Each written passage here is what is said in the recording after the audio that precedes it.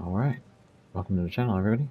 Quagmire here to rebut the accusation that the PS5 players are ruining this game. I don't feel that it is necessarily PS5 players as much as it is the Call of Duty Black Ops fanboys who happen to play on PS5. The issue seems to be more of a timing, because I'm sure you're not seeing the Xbox because you've already been seeing Xbox players this whole time.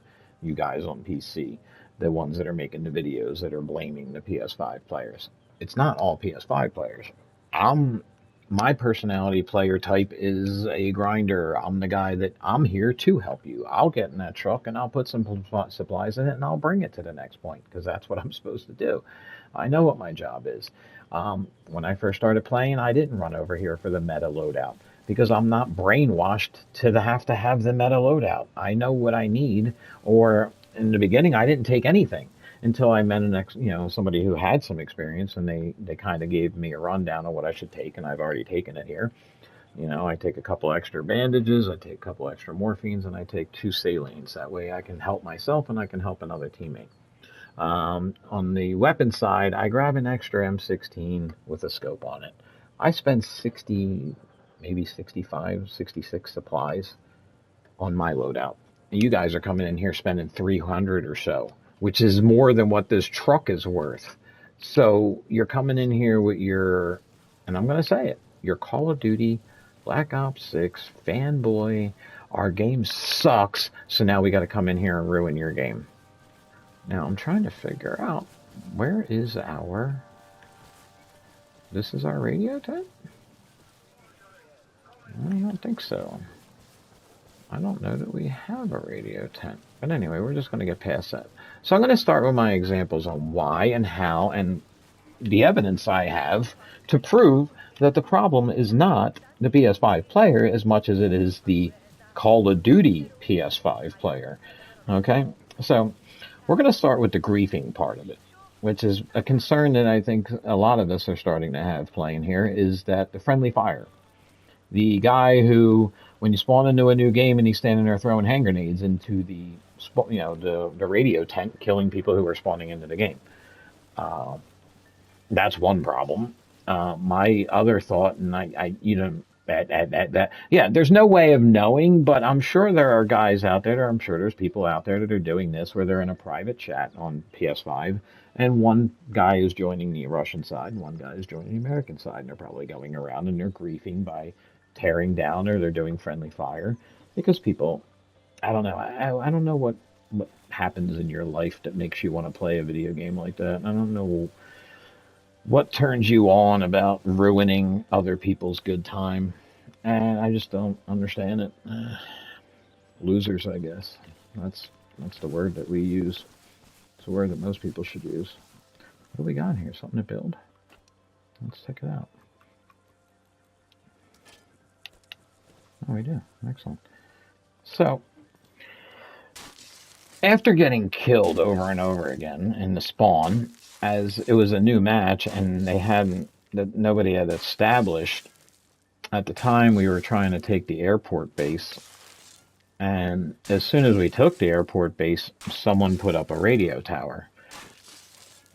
Interesting enough, at that same moment, I hear someone yelling over the radio about how stupid we are and how dumb it is to put a radio tower up. What are you, an idiot? What kind of dumb person would put a radio tower up when we need an ammunition depot? Really? Really? Now, tell me, does that sound like a Call of Duty fanboy to you? Because that sounds like someone that doesn't understand the game to me, and they're in here with their run and gun attitude and the trash talking attitude. Because if there's one game that I've really experienced it with, the constant trash talking of your own teammates, it's Call of Duty. I mean, that's one game where people really don't spend a lot of time helping each other out, working together. They spend more time trash talking than helping their teammates out. So that sounded like trash talking to me, calling people stupid for putting up one of the most crucial pieces of the game. A radio tower is pretty important, guys. You need it to communicate, and you need it because it adds in extra spawn points. All right, so that's example number one. We move past. I've already been killed by someone griefing in the spawn. I'm now listening to a fanboy yelling at players, calling them stupid because they don't know what they're doing. And he's the actual one that doesn't know what he's doing, but he's all about running and gunning and getting his meta loadout and talking crap to players. So then, as I'm running along, we were at the time, this particular match, as I said, this was the main base. We had taken the airport base and we were working on taking this area here. So as I'm working my way down, I got a kill or two. I get killed. I load back in. I'm working my way back down the airport. I hear someone yelling, the enemy's on the ridge, which is great for me because I'm coming up behind them. So I'm figuring they can't see me. I get close to the ridge. I do a little cover, make sure I'm good. I get up on the ridge. I'm looking. I don't see anybody. I see a player coming up on me. I'm like, yo, I'm here. And he's like, I see you. We're good. We're checking it out. I'm like, I don't see anybody. And then I yell out over the radio, anyone got a visual on the enemy? And there's that same voice that was yelling at people for being stupid for putting up a radio tower, that only rookies would ask that question. Really? I mean, anybody that plays this game, do you think it's wrong to try to ask for callouts, to communicate with the teammates, to get involved and say, hey, does anybody, you got a location on that guy? Anyone see the sniper?